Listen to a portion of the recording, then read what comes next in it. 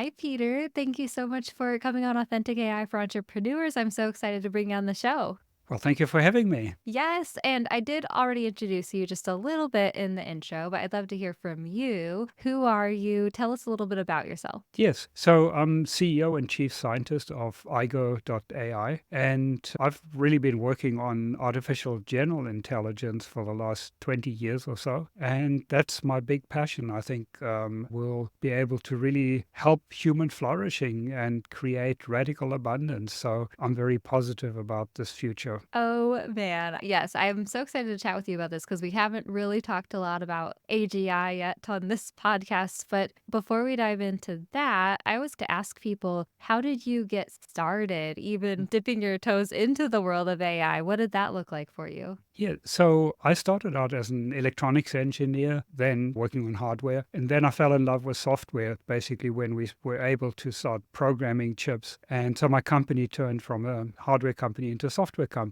I developed a comprehensive accounting package for small businesses. That company did really well. We went from the garage to 400 people and did an IPO. So that was really exciting. And when I exited that company, it was what big thing do I want to tackle? I have a lot of time on my hands to really study and so on. The obvious thing for me was how can we build smart software? How can we build software that can think and learn and reason and have common sense? Basically, in short, that has human level intelligence. So I embarked on a 5-year tour of studying all different aspects of intelligence, from epistemology, theory of knowledge, and philosophy. How do we know anything? How can we be certain of things? What is reality? What is free will and consciousness? And to really understand human cognition. Also, I studied cognitive psychology in terms of how children learn, how our intelligence differs from animal intelligence, what IQ tests measure, and a lot of other things like that. And then, of course, I studied what the work that had been done in the field of AI. Culmination of that was that I came to the conclusion that the original idea of AI had been lost. The original idea of AI, and the term was coined 69 years ago, actually.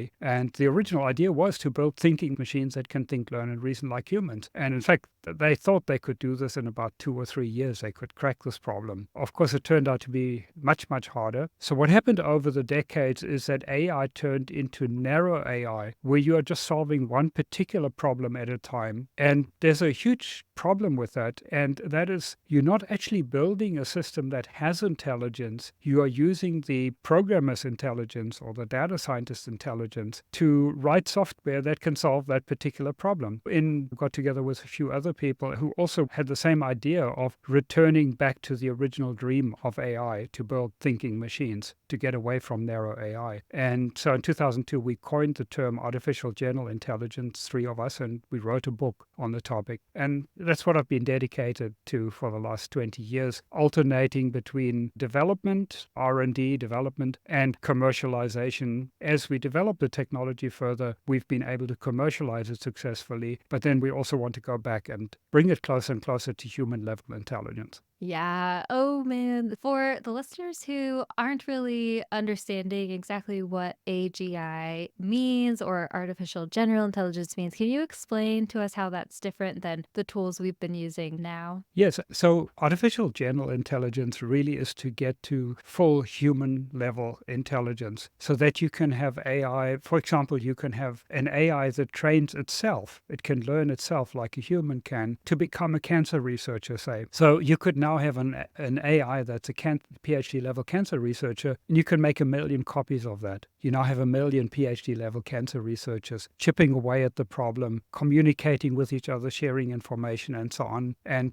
having a higher degree of rationality than humans. We are not all that rational, actually. And so we will make tremendous progress in this. But then that same AI technology can also be reduced to dramatically bring down the cost of goods and services. Another example is where we could each have our own personal, what I call a personal personal assistant. And the reason I use personal 3 times is 3 different meanings of personal. The first personal is you have a personal assistant that you own. It serves your agenda and not some mega corporation's agenda. It's hyper personalized to you, knowing your history, your goals, your friends, and so on. And then the third personal is the issue of privacy, that you control what it shares with whom. So those are the kinds of things that are possible with AGI that are not at all possible with ChatGPT and large language models. So as impressive as the current technology is in terms of writing poems or summarizing things, the big problem is A, they hallucinate, they make up stuff. They are trained with 10 trillion pieces of information, good, bad, and ugly. And they don't know what's good, they don't know what's bad and ugly. So they don't know what's right or wrong. They're not aware of their own process, of their own thinking. They don't have metacognition. And most importantly is they cannot learn anything in real time. Now, as we're having this conversation, we are learning from each other and we're updating our model. We are updating what we know. You hear something and you think,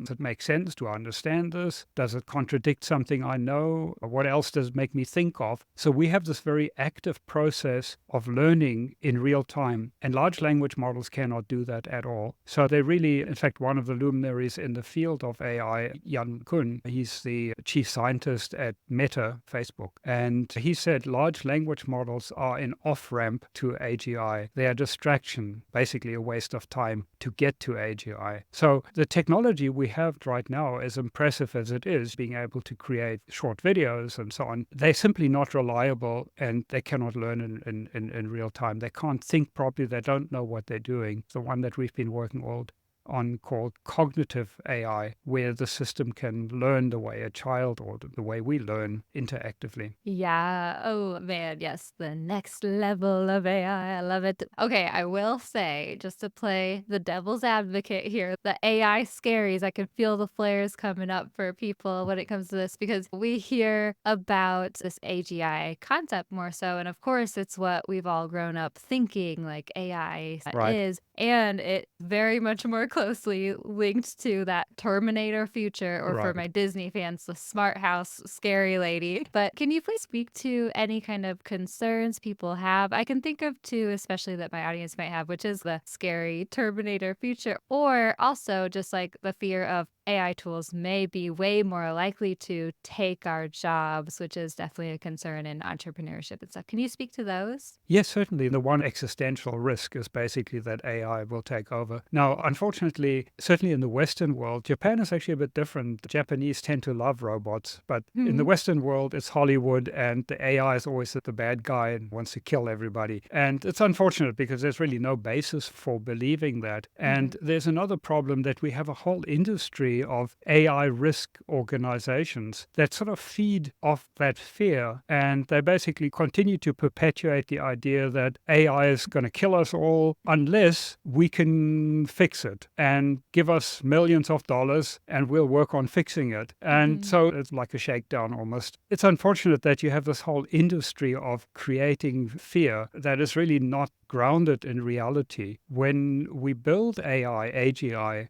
we build it specifically to help us, to do things for us. It's not going to have that inherent drive to protect and reproduce like our reptile brain. As we are still animals, we have that inherent survival and reproduction instinct drive that we have, obviously, for evolution to work. But in AI, there's no reason to build that in. AI are not going to have that inherent drive to dominate or do their own thing. Now, it's a complex argument, and it's not one can't just dismiss the risks and dangers, but a lot of arguments are completely unfounded. Now, as far as your second scenario is concerned, saying that it will take our jobs, don't a lot of people want their jobs taken? Doesn't everybody want to win the lottery that they don't have to work anymore? I think that's really the perspective one needs to have is once we have AGI, it will bring down the cost of goods and services tremendously. It'll really create this radical abundance that work will be optional.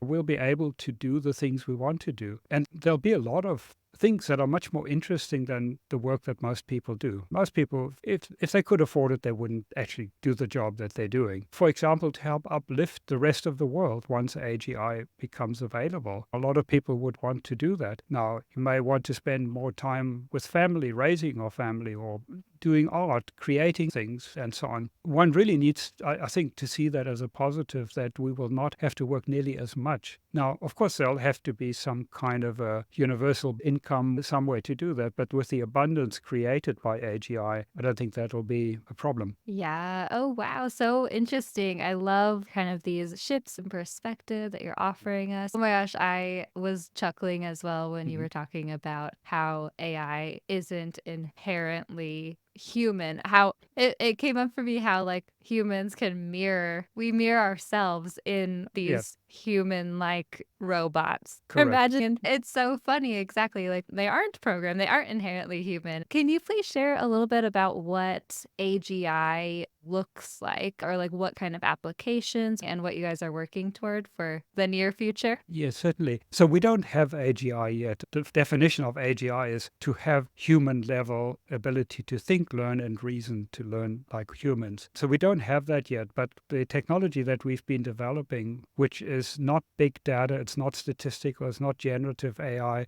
it's cognitive AI. So the starting point is not how much data do I have, how much computing power do I have. All the large companies, Google and Amazon and Facebook and so on, they have a lot of data, they have a lot of computing power. So in a way, it's just as a hammer, we've got what nails can we find. So the approach we've taken is the starting point is what is important in intelligence, what is important in human intelligence. And as I mentioned, it's the ability to learn interactively, to deeply understand what you're saying, what you're doing, and what you're reading, and so on. So we've been developing this core engine for the last 20 years, and we are very successfully commercializing it proto AGI. So we're not at the level of humans, but the architecture is the correct one. One of our big customers is 1-800-Flowers group of companies. That's Harry and David and Popcorn Factory, and it's about 12 companies. And for example, they use our system for customer support. They have a very good experience with that because the system has all of the knowledge at its fingertips, but it also knows what you said earlier in the conversation. It remembers what you said in previous conversations. And for example, 2 months ago, Valentine's Day,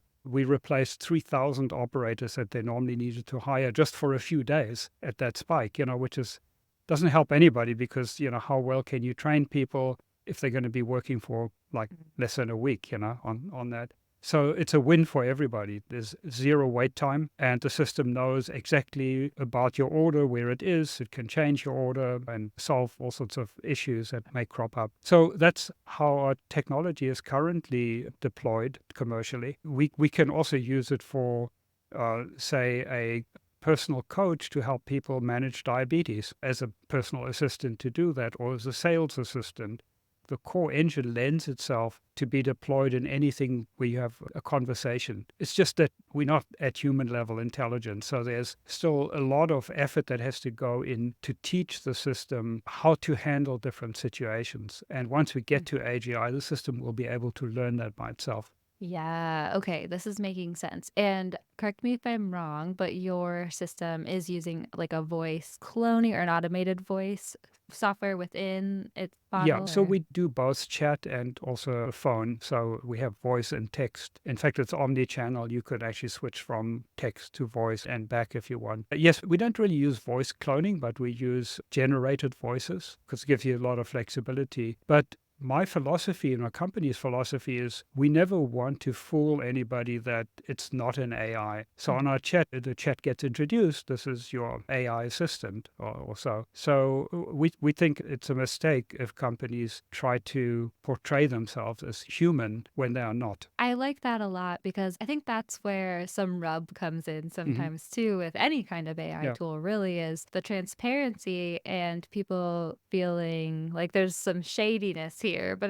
there's nothing wrong with it, and let's just Yeah. be transparent about it, and it's okay, and it's becoming normal. I think it's the lack of honesty on the one hand, but it's also from a practical point of view. If you know you're talking to an AI, you're not going to be saying, "How are you feeling today? Did you hear about the ball game last night?" Or "How's the weather where you are?" You just want to get things done efficiently. And that's fine. If you Yeah. want to talk to a human, you'd call up your friends. Yeah, the nature of the conversation is Yeah, different. Of right. that. And actually that leads me into something else I wanted to ask you because we were talking about cognitive AI and I'm wondering how much emotional intelligence is playing into the systems that you're creating and stuff too. It's a very good question because it comes back to that it's not human.